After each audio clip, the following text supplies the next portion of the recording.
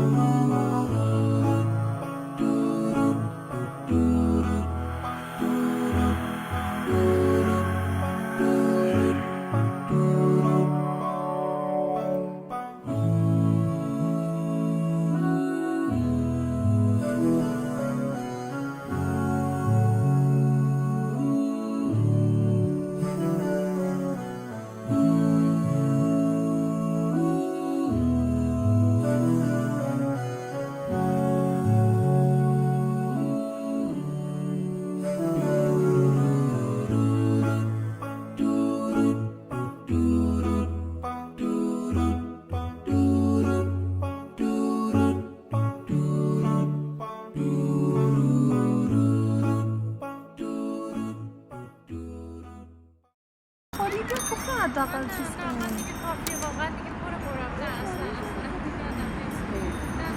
واقعا یکم بشینم یکم پس میشه